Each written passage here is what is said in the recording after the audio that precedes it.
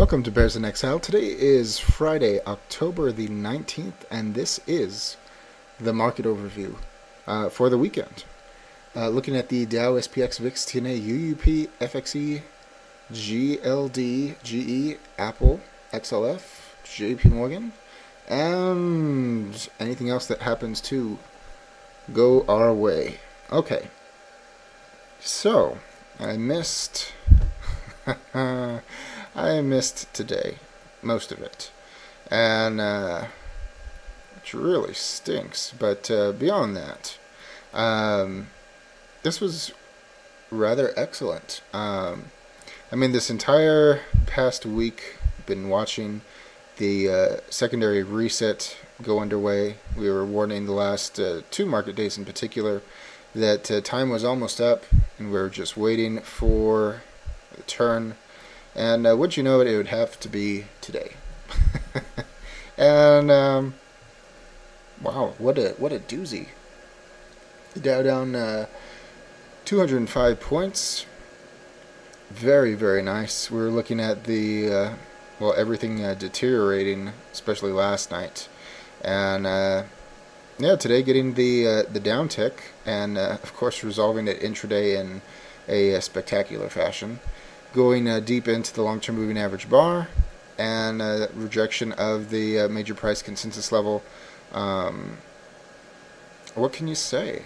Is this sucker done? Is it, this? Is it that?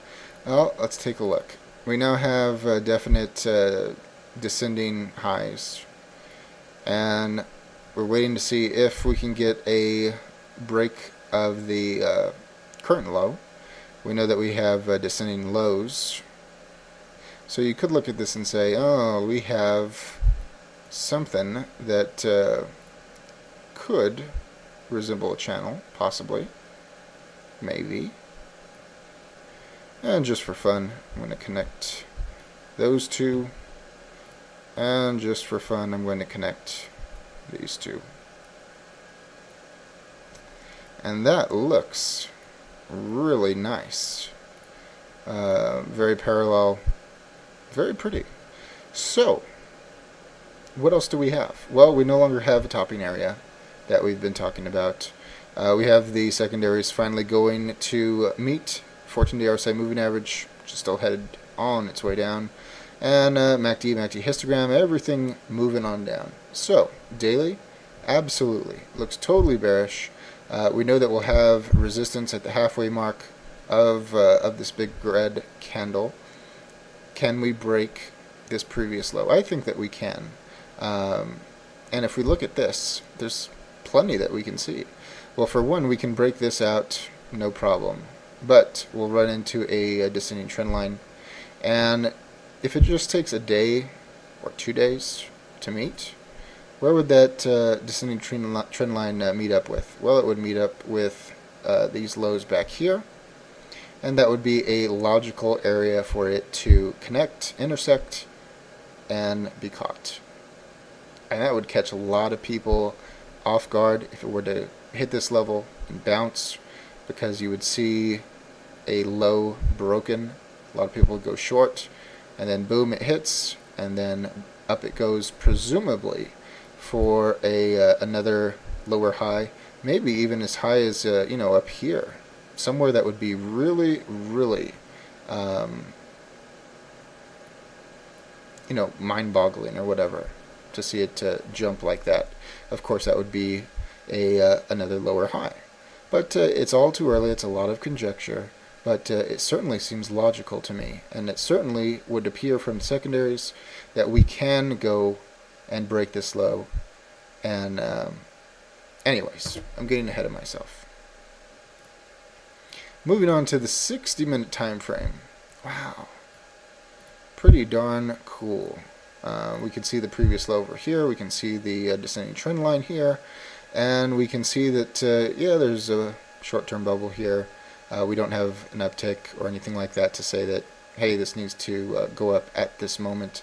We certainly do have some bottoming areas which have been formed. So would a bounce be in this vicinity? Sure. Beyond that, we have the 14-day RSI moving average heading down, so we know there's still more to come. that does line up with our thesis. But we also have upside on the MACD histogram, on the stochastics, on the CCI. So a little bounce here, yeah. And in the daily running thread before, I had to check out. I said watch for a bounce into the end of the day or Monday. And yeah, it did try a little bit by the end of the day, certainly. Is this really what I'm looking for? Not really. I don't know at this point if we'll get a complete secondary reset on the stochastics, CCI, etc. But I wouldn't be surprised. I wouldn't be surprised for it to go up, meet the 14-day, and then turn down. So regardless, it makes sense to me. So 60-minute, yeah, it doesn't look bad. Daily, certainly, it looks bad. But as long as we have targets, it's all good to me. Dow Jones Transports.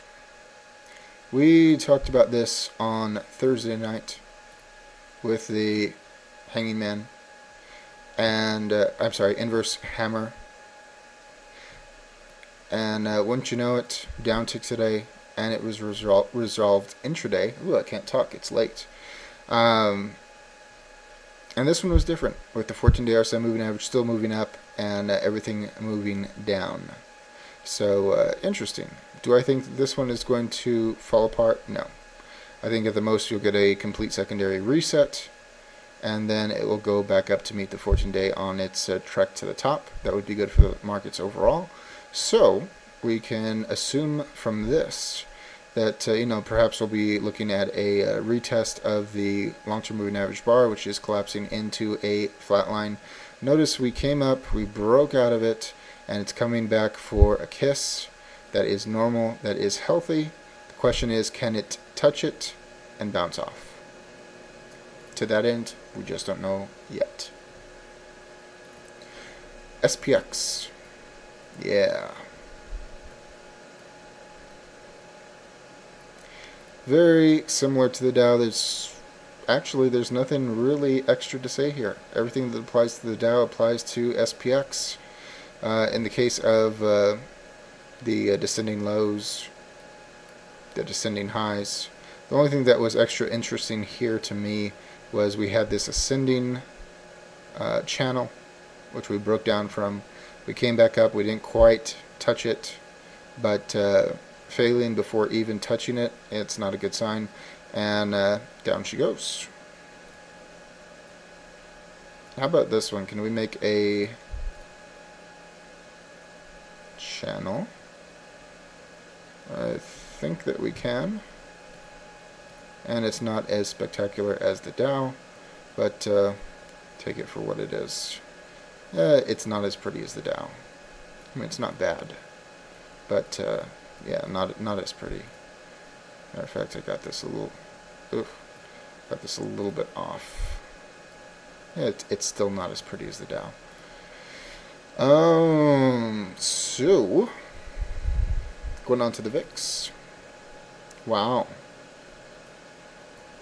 I don't know why this is messed up. I'll get rid of it. Okay, so the VIX, massively nice. Outside the upper Bollinger Band, clearing the long-term moving average bar, clearing the upper price consensus level. We do have a blip on the heat map for a topping area, and everything is moving up. It does not look bad in the daily, but yeah, there's some warning signs here. Heat map, outside upper Bollinger Band, going sideways or even slightly down, no problem. Also interesting that the real body of the candle closed where? Right at the top of the shadow from back here, but it still pierced, making a new recent high, and that is bullish. How about that?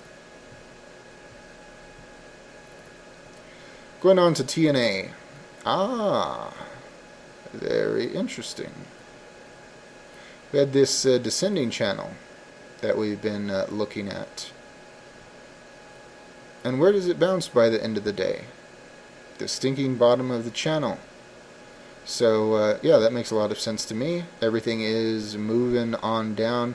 We are starting to build a bottoming area in the heat map. It's very, very early. I wouldn't take too much from it, but does this all make sense? Yes, it does. Yes, it does. Very nice. There's a big volume spike, and I guess that should be considered as natural since it moved so far to the downside. But giant volume spike, yeah, that could also signal a potential reversal area. So a bounce at this point, does it make sense? It could. I mean, the daily doesn't look overly optimistic about that in regards to all of the indicators. But if we look at the 60-minute, we have a gap, should at least attempt to fill it, created today. You can see it, oops, you can see it bounce off of the lower trend line. We can see the heat map glowing right as it hits, which is great. Beyond that, though, histogram going up, stochastics going up, 14-day, yes, still has more to the downside. CCI rising. Could we get a secondary reset here? Absolutely we can. So 60-minute time frame, does it look poor? No. It looks like it could easily have a bounce. And it has all weekend for them to straighten it out with fake news, POMO money, etc., etc. So bounce here, yeah, it does make sense to me. Longer term, yeah, I think that the bounce will not hold. So descending trend line or descending channel, yeah, makes complete sense.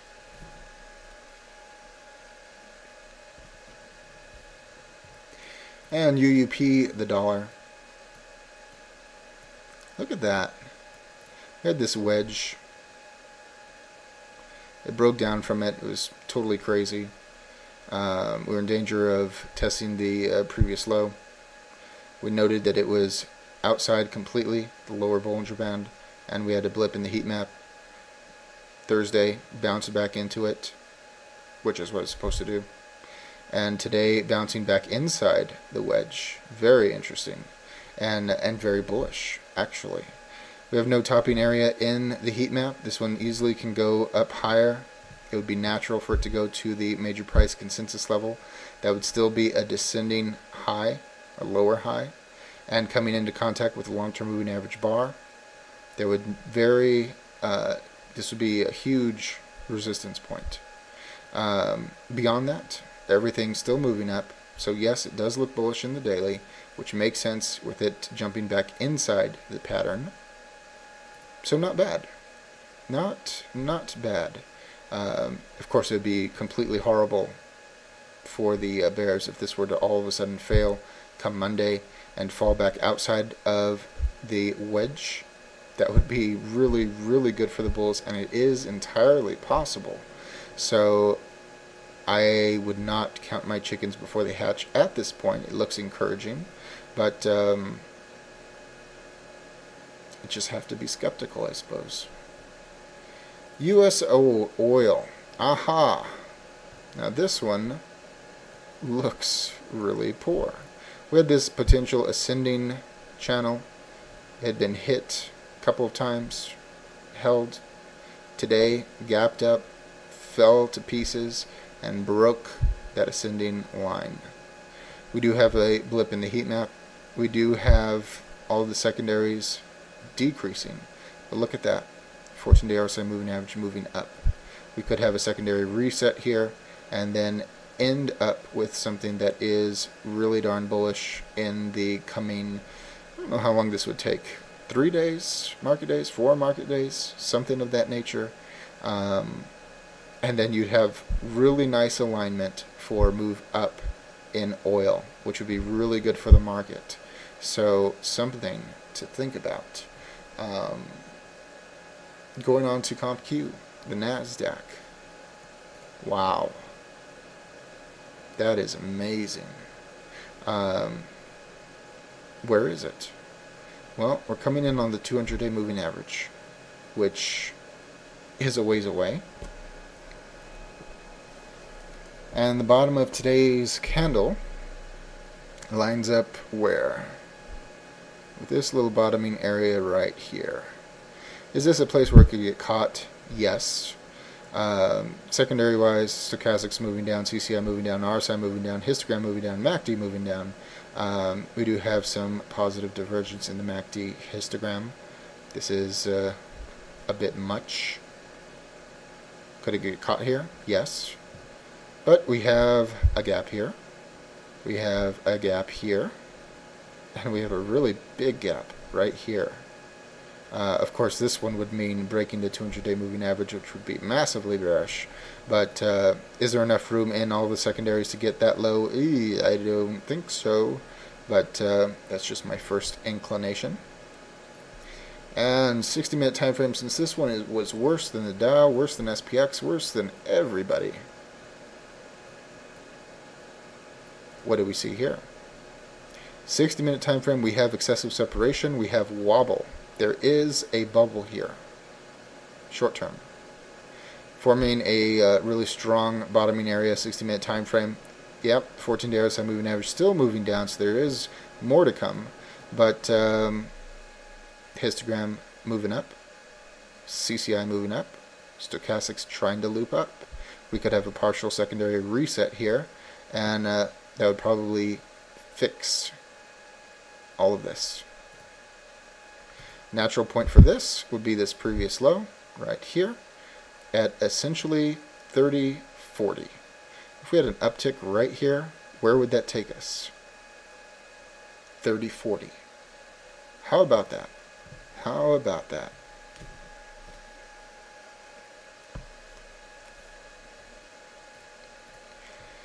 Moving right along to Apple. Wow. Sorry, leg. This one just is not cooperating. We said on Thursday that Apple looked bad. Really bad. And it turns out that it was. Closing outside the lower Bollinger Band by just a hair. And breaking this little area that could have possibly caught it. And what is it doing now? It is filling this gap right here. Has a little bit more to do, but it's actually kind of a good thing for it to do so. And notice what is right below this gap. Major price consensus level for the month of August. A natural place for it to be caught. Very interesting. 200-day moving average down here. Will it get that far? I don't know. Blip in the heat map. Everything turning down. This is already pretty darn extreme. Positive divergence in the MACD histogram currently. And stochastics not far away from bottom. A little bit more, just enough. And it should be ready to be caught. How about that? And GE, trying to get a better read on the Dow. Said last night, gravestone doji, top of a range, very strong reversal candle. And look what happened. Ugh. Closing below the major price consensus level, making a new recent low, penetrating deep into the long-term moving average bar. It's finally going to take some damage eventually, but it will take time. Beyond that, everything moving down.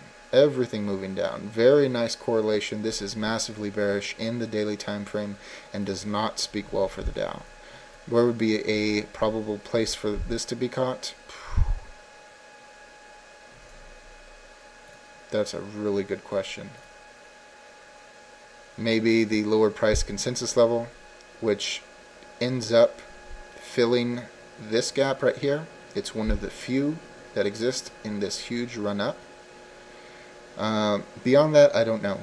I don't know if it can get down to this gap filler or not. That seems like a little bit extreme, but I suppose we'll know better as the next few days unfold. So, but this all, even with this being massively bearish, this lines up well with what we were looking at in the Dow. So, is this something to be feared, to go down here to the lower price consensus level and fill this gap? No, it is not.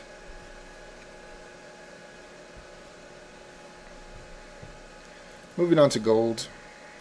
I haven't been interested in this. I'm still not interested in this 14-day keeps getting closer to the bottom. Everything is moving down. Is there something that this should be lining up with? Well, it's doing a gap fill at the moment. I would take it down here to about 165. I actually have another gap right under that, just above 164. Both of those would seem natural, but I would be most inclined to believe that this one will fill completely. And then it may be caught. We're starting to form a little bit of a bottoming area in the heat map. It's just too early, but I wouldn't be surprised to see this flesh out a little bit more, fills this gap, and then it's time to be caught. So anyways, that's what I see. JP Morgan. Talked about spinning top close to a downtick, but didn't get it. Today it got it. It resolved it intraday, which means we have to see what it wants to do next. I'm not counting this one out whatsoever at the moment yet. 14-day RSI moving average getting pretty low in this scale of this time frame. Everything else is turning down, so it would seem to suggest that more would be necessary. It does look very bearish and extended. What would be a proper target for this? I believe it would be the major price consensus level, which by that time will also line up with a bar retest. So that would be roundabout 41.21, roundabout. Be bad for the market overall. But if it got caught here, you would still have ascending lows. So something to really be afraid of for the bulls? No. And by that time, these will probably all be either resolved or close to being resolved. So something to be afraid of? No.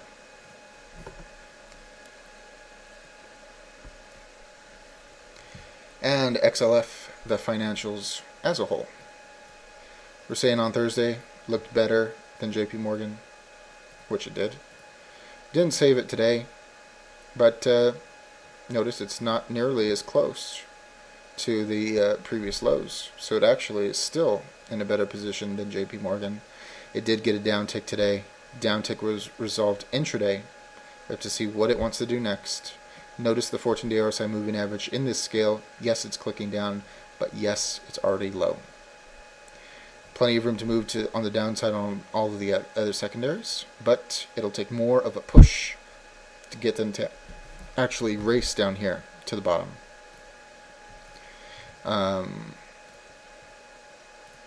What would be a proper target here? I think it would be gap fill right here. And once that's complete, I would wait and see if it's going to be caught or not. But certainly at this moment, stronger. Stronger, stronger. And I think that's going to be about it for tonight. I didn't get to do a Vegas Baby last weekend. I hope I can do a Vegas Baby this weekend. It's going to be a really busy weekend for me, though, so I can't promise it. Thought last week would be easier, and it wasn't. So there it is. Hope you have a great weekend. And as always, all investing decisions are your own. This chart and video for entertainment, educational, and consumption of time purposes only. Thank you very much.